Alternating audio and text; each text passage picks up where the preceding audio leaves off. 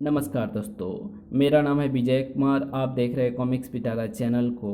तो चलिए दोस्तों, हम लोग कॉमिक्स पढ़ रहे थे तिरगिट मोट, जो कि कुर्कबांड की कॉमिक्स है। इसका पहला पार्ट मैंने अपने चैनल पर अपलोड कर दिया है। पहले पार्ट में मैंने इस कॉमिक्स को 15 पेज तक कवर कर लिया था। अब इस पार्ट में इसके आगे कहानी को शुरू करते हैं। एक ही स्वर में कह उठे लड़ाके, गुरुराज आपकी मृत्यु का बदला अब लड़ाके लेंगे। इस नेक काम में हम भी लड़ाकों के साथ हैं गुरुराज। गद्दारों को दंड अवश्य मिलना चाहिए। ची ची कुर्कमांड, यहाँ तुम्हारे जैसे सच्चे इंसानों की मदद कोरल के लड़ाकों को उनके उद्देश्य के निकट जल्द ही ले जाएगी। आओ मेरे साथ, मैं तुम्हें कुछ दिखाना चाहता हूँ। लेकिन गुरुराज, तिरगिट ताकत पुत्र, तिरगिट से भी आवश्यक है तुम्हारा उस चीज तक पहुंचना। आप हमें कहाँ ले जा रहे हैं गुरुराज? कुछ ही देर बाद वो सब अपने जीवन का सबसे आश्चर्यजनक दृश्य देख रहे थे। ताकत, वो देखो, अद्भुत है ये किला। वाह, ये टाइगो पैलेस अब पृथ्वी पर तुम्हारा निवास बनेगा ताकत।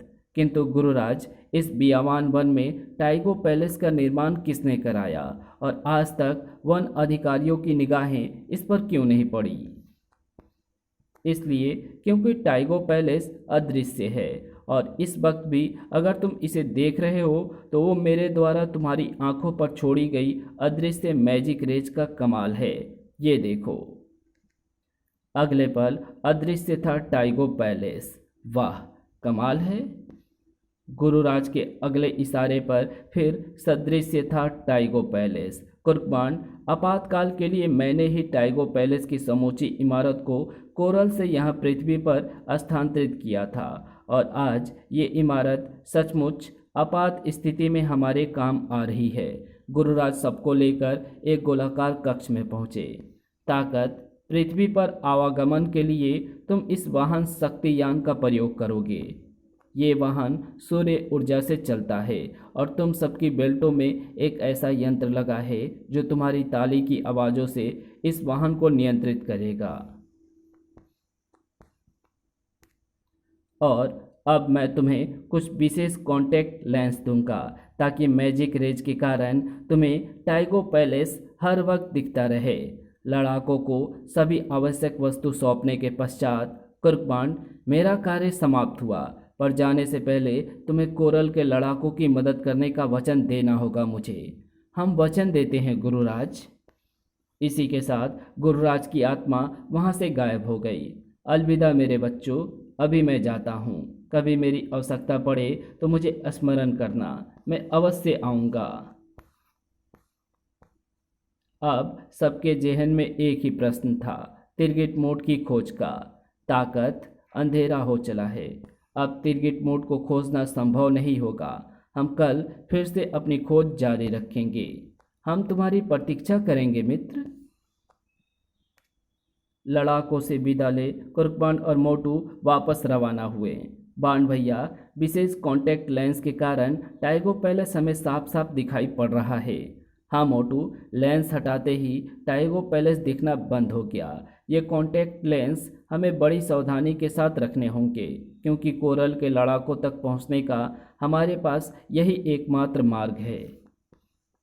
फिर दोनों उस ओर बढ़ चले जिधर उनकी सुपर कार खड़ी थी।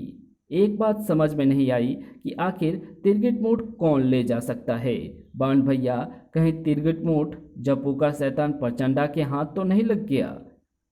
तू जब भी करेगा मोटी बुद्धि की ही बात करेगा। अगर तिरगिट मोट उसके हाथ लग गया होता तो वो अपनी हार का बदला लेने फौरन वापस जरूर आता। तो कहीं वो ब्लैक आई के हाथ तो नहीं लग गया? आखिर वो भी तो उस समय जंगल में ही था। हाँ, इस संभावना में बल है, लेकिन अगर किसी प्रकार ब्लैक आई को तिरगिट मोट का रहस्य पता लग गया होगा तो वो उससे शहर में कोई ना कोई वारदात जरूर करेगा और तब हम उसके पीछे लग जाएंगे। इसी पल पूरा वातावरण तीव्र शोर से गूंज उठा। मारो मारो बाण भैया, ये शोर कैसा? मोटू, सुना है इस जंगलों में असभ्य और खूंखार कबीले रहते हैं। लगता है ऐसा ही कोई कबीला हमारे आसपास है। पर मैं तेरे साथ हूँ, तो घबरा मत। बस मेरे आगे आगे रह, ताकि पीछे से तुझे कोई दबोच ना ले जाए। शीघ्र ही कुर्कबान और मोटू चारों ओर से घिर चुके थे। तुम लोग क्या समझते थे, जादुई चमक और तिलस्मी शस्त्र से हमारे नाग देवता की मूर्ति चुराने के बाद तुम लोग बचकर निकल जाओगे? मैं तुम्हें नाक से डसवा दूंगा। बाण भैया, सांप। तू डर तो नहीं रहा है ना मोटू? डर गए ना, मगर यह सांप नकली है। असली होता तो उसे देखकर तो मेरी वो भी निकल गई होती। किंतु मैं तुम्हें असली से भी डसवा सकता हूँ।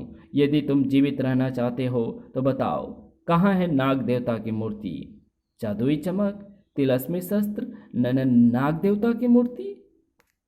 सरदार निसोच की बातें सुनकर चौंक उठा था कुरुकपान। तुम कहीं उस मूर्ति की बात तो नहीं कर रहे हो जिस पर कीमती रत्न एवं हीरे पन्ने जड़े हैं? कहीं तुम नागो कबीले के सरदार निसोच तो नहीं हो? अगर तुम हमारे कबीले के बारे में जानते हो तो ये भी जानते होगे कि नाग देवता की चोरी का केवल एक ही दंड है, मौत। मूर्ति वापस कर दो बच्चों, वरना मुझे सांप काट लेगा। मगर मूर्ति हमने नहीं चुराई है। सरदार, ये ऐसे नहीं बताएंगे। इन्हें भी सूंघाऊं क्या? अपना वो जूता जिसे सूंघकर अब तक 50 चूहे मौत के घाट उतर चुके हैं। क्रोध में भरकर एक कबीले वाले ने जूते का वार बाण एवं मोटू पर किया। कुर्कबान ने फुर्ती से झुककर स्वयं को और मोटू को उस वार से बचाया। या ही मोटू बच। नीचे झुकने के साथ ही कुर्कबान ने मुट्ठी में मिट्टी भर ली और, नागो सरदार, हम चोर नहीं हैं, लेकिन अब जब तुमने वार कर दिया है तो मुझे भी विवश होकर अपनी रक्षा के लिए धरती माता से थोड़ी धूल वार करने के लिए लेनी पड़ी है। आह! बाण के वार के जवाब में दूसरी ओर से हथियारों की बारिश सी हो गई। सर, ठक, आई! बाण भैया, मैं मर गया। सरदार निसोच भी तेजी से अपनी खड़क घुमाता कुर्कबान पर झपटा। देवता के चोरों, मैं तुम्हें जीवित नहीं छोड़ूंगा। आजा बेटा, आजा, मैं भी तैयार हूँ। ना जाने क्या बिखेरा था कुर्कबान ने जमीन पर कि सरदार निसोच दर्द से भांगड़ा कर उठा। ओए! आंसू टपक पड़े सरदार निसोच की आंखों से। तूने मुझे चोट पहुंचाई, मैं तुझे छोड़ूंगा नहीं। हाँ हाँ, मत छोड़, आजा, पकड़ ले मुझे। अभी नहीं, फिर कभी आऊँगा। भाग गया कबूतर। इसी पल मोटू की जोरदार चीख ने कुर्कबान का ध्यान आकर्षित किया। बाण भैया, बचाओ! घबरा मत मोटू, मैं आ रहा हूँ। पेड़ से तोड़ी शाखा को हथियार बना कबीले वासियों से भिड़ गया कुर्कबान। मोटू को हाथ लगाने से पहले जरा कुर्कबान की ओर भी देख लिया होता। अधनंगा हमें अधनंगा बोला? यह हमारी बेइज्जती है सरदार। तुमने ठीक कहा फुक्का, और बेइज्जती का बदला बेइज्जत करके लिया जाएगा। पकड़ लो इन्हें और उतार लो सारे कपड़े, फिर ये हमसे भी बड़े नंगे बन जाएंगे। ओए नहीं, ऐसा ना करना। अब तो ऐसा ही होगा लमड़ो। अबे मैं क्या बताऊं, मेरी तो खुद हवा खराब हो रही है। अब क्या होगा बाण भैया, हमारे कपड़े उतर गए तो हम घर कैसे जाएंगे? घबराओ मत मित्र, हमारे होते हुए कुछ नहीं होगा। खुशी से चीख उठे कुर्कबान एवं मोटू अपने मददगारों को देखकर। हुर्रे! बाण भैया, वो देखो, बल, चिताली और चीची हमारी मदद के लिए आए हैं। मोटू, यही मौका है इज्जत बचाने का। जल्दी कर, शक्तियान से लटक जा। मेरे वजन से शक्तियान नीचे तो नहीं गिर पड़ेगा। चिंता मत करो मोटू, ऐसा कुछ नहीं होगा। लेकिन चिताली, तुम लोग अचानक यहाँ कैसे आ पहुँचे? हम तीनों शक्तियान की शक्ति को परखने के लिए निकले थे। हाँ बाण, किंतु एकाएक तुम पर हमारी निगाहें पड़ गई। ची ची। अच्छा हुआ जो तुम इधर आ निकले, वरना आज हमारी जान और इज्जत दोनों चली गई थी। लेकिन बाण भैया, हमने उनकी देवता की मूर्ति तो चुराई नहीं, फिर उन्होंने हमें चोर क्यों समझ लिया? जिसने भी मूर्ति चुराई है, लगता है उसने शस्त्र के रूप में तीव्र रोशनी का प्रयोग किया है, या फिर किसी ऐसे शस्त्रास्त्र का प्रयोग किया है जिसमें से तीव्र रोशनी निकलती हो। तीव्र रोशनी? तिलस्मी शस्त्र? ओह, तिरगिट मोट से भी तो तीव्र रोशनी फूटती है। क्या?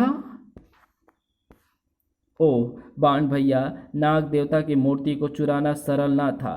चोर ने जरूर तिरगिट मोट का ही प्रयोग किया है। और मोटू, वो चोर ब्लैक आई हो सकता है, क्योंकि तिरगिट मोट के किसी के पास होने का शक केवल उसी पर है।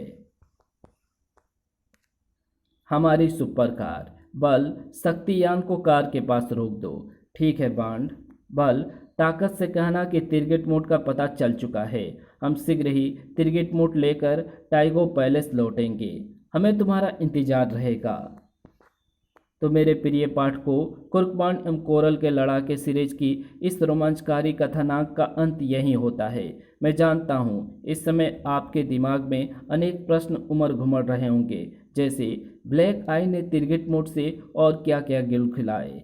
क्या तिरगिट मोड कुर्कबांड और कोरल के लड़ाकों को प्राप्त हो सका? क्या नागो कबीले को नाग देवता की मूर्ति वापस मिल सकी? और अगर नहीं, तो नागो सरदार ने सभी लोगों पर कैसे कयामत ढाई? क्या प्रचंडा कोरल के लड़ाकों को लंबूरा के सुपुर्द कर सका? रहस्यमय लंबूरा कौन था और कोरल के लड़ाकों का क्या करना चाहता था? ऐसे और इन जैसे अन्य सभी सवालों का जवाब आप देखेंगे कुर्कबांड सीरीज के अगले कॉमिक्स, जिसका नाम है जपोका के शैतान में। तब तक के लिए विदा। और ये कहानी यहीं समाप्त होती है। इसकी अगली कहानी हम पढ़ेंगे जपोका के शैतान में। तो अगर आपने चैनल को सब्सक्राइब नहीं किया है तो चैनल को सब्सक्राइब ज़रूर से कर लें, और चैनल पर नए हो तो चैनल को सब्सक्राइब ज़रूर से कर लेना। Thanks for watching my videos.